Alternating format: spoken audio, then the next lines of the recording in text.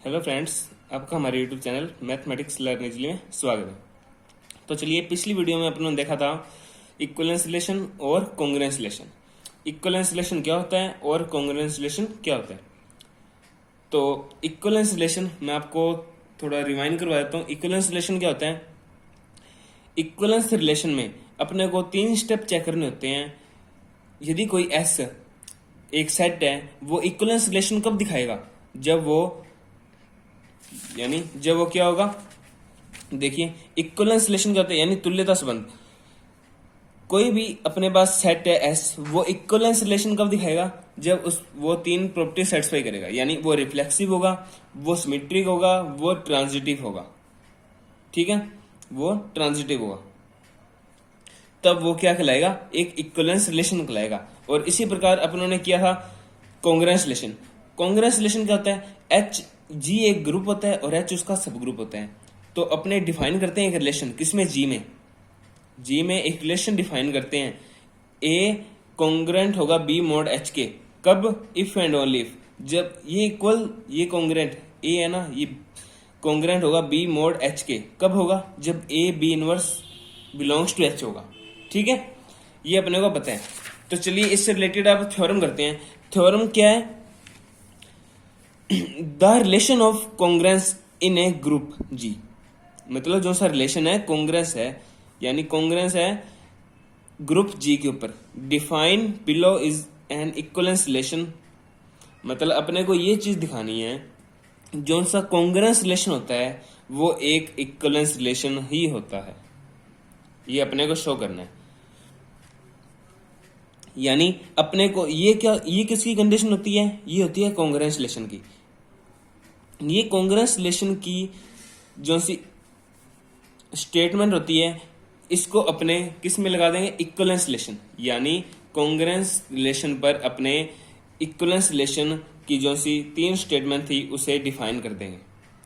यानी अपने यह कह देंगे जो सा ये चीज है अपने पास रिफ्लेक्सिव भी होगी, सिमेट्रिक भी होगी और ट्रांजिटिव भी होगी। तो चलिए इसका प्रूफ देखते हैं। तो सबसे पहले अपने को पता है, क्या पता है? जी एक क्या एक ग्रुप है, जी भी है ग्रुप। तो इसका प्रूफ देखते हैं। प्रूफ, तो सबसे पहले अपने को पता है G be a group and H be a subgroup of G. H G का सब ग्रुप है। ठीक है, इतना अपने को पता है। तो सबसे पहले अपने कॉन्ग्रुएंस रिलेशन को इक्विवेलेंस रिलेशन ही बनाना है। यानी अपनों ने यह डिफाइन करना है, जो सा कॉन्ग्रुएंस रिलेशन होता है वो एक इक्विवेलेंस रिलेशन ही होता है। एक congruence relation is an equivalence relation. तो अपने को डिफाइन करना है। तो अपने देखते हैं। ठीक है, तो सबसे पहले अपने इक्विवेलेंस रिलेशन की प्रॉपर्टी इस पर सेटिस्फाई कराएंगे। तो इक्विवेलेंस रिलेशन की प्रॉपर्टी क्या होती है? सबसे पहले ये रिफ्लेक्सिव होना चाहिए। रिफ्लेक्सिव यानी स्वतुल्य। जैसे नाम से ही डिफाइन है, स्वतुल्य, जो समय के तुल्य हो। जैसे अपने कोई जी यानी ग्रुप से एक एलिमेंट लेते हैं। ठीक है, अपनों ने एक एलिमेंट ले लिया ग्रुप से। ठीक है, तो ए और यानी अपने कोई भी 2 एलिमेंट ले रहे हैं, ए और ए, ये ग्रुप के एलिमेंट हैं, अपने को पता है। यदि ए एलिमेंट ग्रुप में है तो ए इनवर्स बी ग्रुप का एलिमेंट होगा। और जब इन दोनों को मल्टीप्लाई करेंगे तो अपने पास ई आता है, और ई एच का एलिमेंट है।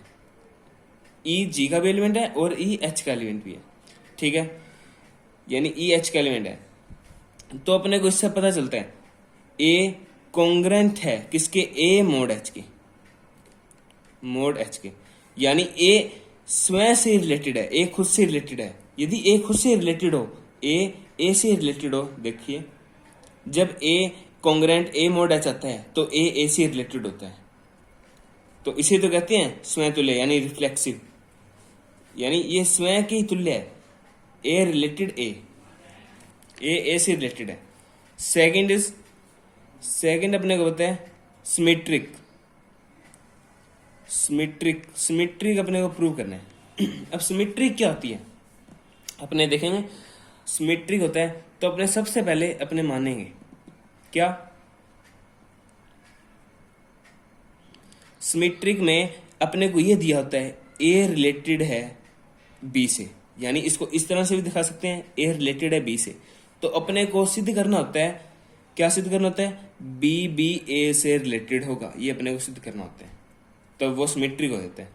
तो अपने देखते हैं ए और बी किसके एलिमेंट है, जी के एलिमेंट, तो ए, तो अपने को सिमेट्रिक होने के लिए यानी अपने किस पे डिफाइन करें symmetric, congruence relation. Congruence relation क्या होता है, एन इक्विवेलेंस रिलेशन होता है। और ये रिलेशन कब डिफाइन होता है, जब ये होता है, ये if and only if condition है, if and only if condition है A B inverse belongs to H, यानी a B inverse belongs to H, अपने ए ले लें, ठीक है। A B inverse belongs to H होता है तो ए बी इनवर्स का होल इनवर्स भी किस में बिलोंग होगा, एच में ही बिलोंग करेगा, अपने दिखा सकते हैं। और जब इसका अपने क्या करेंगे, ए बी इनवर्स का होल इनवर्स जब करते हैं तो बी इनवर्स ए इनवर्स आता है, ठीक है। और इसको क्या किस प्रकार से लिख सकते हैं, इसको लिख सकते हैं बी ए इनवर्स, जो कि एच में ही बिलोंग करेगा। जब अपने पास a B inverse belongs to H होता है तो इसका कॉन्ग्रुएंस रिलेशन क्या होता है, यानी ए जब रिलेटेड होता है बी से, ए रिलेटेड होता है बी से, तो अपने पास ये कंडीशन होती है, ठीक है। जब ए रिलेटेड होता है बी से तो अपने पास ये कंडीशन होती है, क्योंकि अपने को पता है ए कॉन्ग्रुएंट है बी मोड एच के, ए कॉन्ग्रुएंट होता है बी मोड एच के। और ये कब होता है, जब ये कंडीशन सेटिस्फाई होती है, ठीक है। यानी ए रिलेट बी से कब होगा, जब ये कंडीशन सेटिस्फाई होगी। अब अपने ने B A inverse belongs to H दिखा दिया है, यानी अपने को ये पता है बी कॉन्ग्रुएंट हो गया ए मोड एच के, ठीक है। जब ए कॉन्ग्रुएंट था बी मोड एच के तो अपने ने लिखा था A B inverse belongs to H. अब अपने पास आ गया B A inverse belongs to H, तो अपने लिखेंगे बी कॉन्ग्रुएंट है ए मोड एच के, और इससे अपने लिख सकते हैं बी रिलेटेड है ए से, इससे अपने लिख सकते हैं बी रिलेटेड है ए से। अब अपने तीसरा देखते हैं, तीसरा होता है ट्रांजिटिव। अब अपने ट्रांजिटिव देखते हैं, ट्रांजिटिव क्या होता है। ट्रांजिटिव अपने लेट करेंगे ए है ना, ट्रांजिटिव में ए रिलेटेड है बी से, ए रिलेटेड होता है बी से, तो अपने पास कंडीशन क्या होती है, A B inverse belongs to H होता है। जब ए रिलेटेड होता है बी से तो A B inverse belongs to H होता है, क्योंकि अपने जानते हैं जब ए कॉन्ग्रुएंट हो तो बी मोड एच के, तो if and only if condition होती है A B inverse B H के इक्वल होता है, बिलोंग्स टू एच होता है। क्योंकि जब ए रिलेटेड होता है बी से तो ये कंडीशन कब सेटिस्फाई होगी, जब A B inverse belongs to H होगा, ठीक है।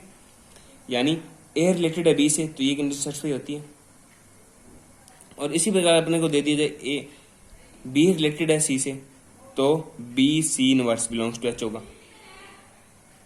अब अपने को क्या करना है, दिखाना है बी ए है ना वो सी से भी रिलेटेड है, ए सी से भी रिलेटेड है, तो अपने ये दोनों एच में बिलोंग कर रहे हैं तो इन दोनों का मल्टीप्लाई बी एच में होगा, इन दोनों का मल्टीप्लाई भी, ये एच में बिलोंग कर रहा है ये भी एच में बिलोंग कर रहा है, तो इन दोनों का मल्टीप्लाई बी एच में बिलोंग होगा बाय जी जीरो, यानी closure property, by closure property.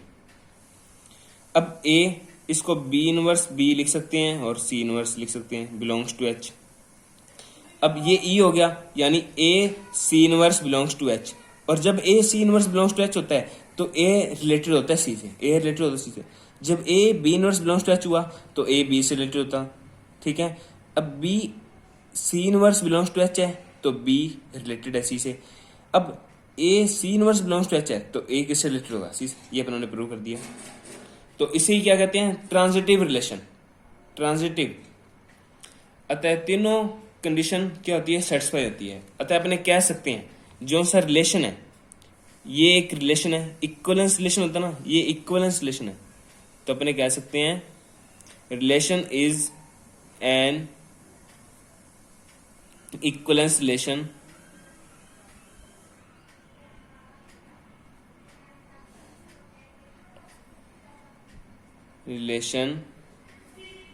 On ji.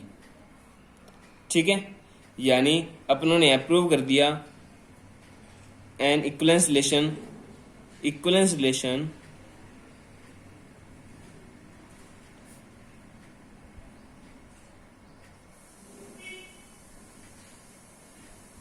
Sorry, यहां पर मैंने लिखना था congruence relation is an equivalence relation.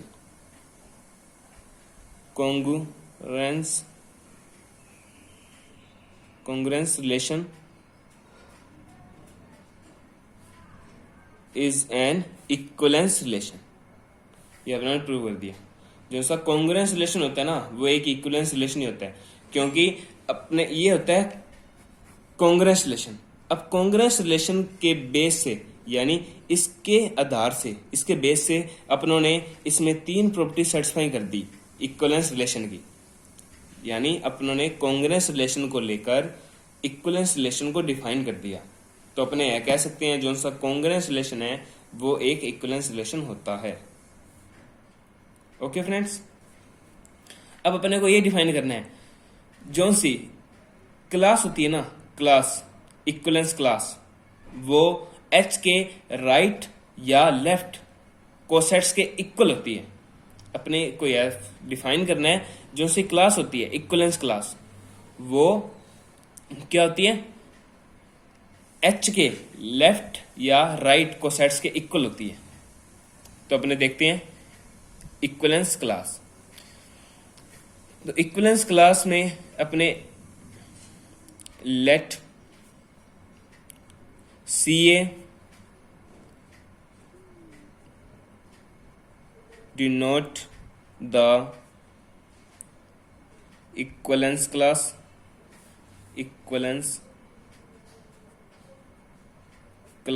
Of a, और इसमें इस प्रकार के एलिमेंट होंगे, class of A equals to x belongs to होगा जी, जिसमें से एक्स रिलेटेड होगा ए से, एक्स रिलेट करेगा ए से। अपने प्रूव करना है जो सी इक्विवेलेंस क्लास होती है ना ए की, वो एच के, यानी ये प्रूव करना है जो सी इक्विवेलेंस क्लास होती है, equivalence class of A is equal to left coset या राइट कोसेट्स ऑफ एच, इसके इक्वल होती है। तो अपने देखते हैं एक्स बिलोंग्स टू एच है, एक्स बिलोंग्स टू जी है, एक्स बिलोंग्स टू जी होता है जब एक्स, अपनों ने ये पीछे थ्योरम में प्रूव करके आ चुके हैं, जब ए रिलेटेड होता है बी से, तो ये कंडीशन होती है A B inverse belongs to H, ये होता है A B inverse belongs to H होता है, ये कंडीशन अपनों ने पीछे पढ़ चुके हैं, ये चीज होती है। अब एक्स रिलेटेड टू ए है, तो यहां पर क्या होगा, X A inverse belongs to H होगा। एक्स बिलोंग्स टू जी है, एक्स बिलोंग्स टू जी है, और दोनों और अपन ए से क्या कर सकते हैं, मल्टीप्लाई कर सकते हैं। ए से मल्टीप्लाई करेंगे तो यहां से ए कट जाएगा, तो एच आ जाएगा। ठीक है, यानी एक्स किस में से बिलोंग कर रहा है, एच के राइट कोसेट्स में से, एच के राइट कोसेट में से। लेकिन यहां पर क्या लिखा हुआ है, एक्स बिलोंग्स टू जी, और यहां पर लिखा हुआ है X belongs to H A, यानी एक्स बिलोंग करता है जी और एच ए के इंटरसेक्शन में से, इंटरसेक्शन में से, यानी एक्स जी में भी बिलोंग करता है और एक्स एच ए में भी बिलोंग कर रहा है। इसका मतलब उन्होंने ये प्रूव कर दिया एक्स किस में से बिलोंग कर रहा है, एच ए में से, और एक्स में किस पर, और एक्स ये सारा ग्रुप किसके इक्वल है, क्लास ऑफ ए के, तो एच ए भी किसके इक्वल होगा, क्लास ऑफ ए के। तो अपनों ने प्रूव कर दिया, यानी ये इक्वल किसके है, क्लास ऑफ ए के।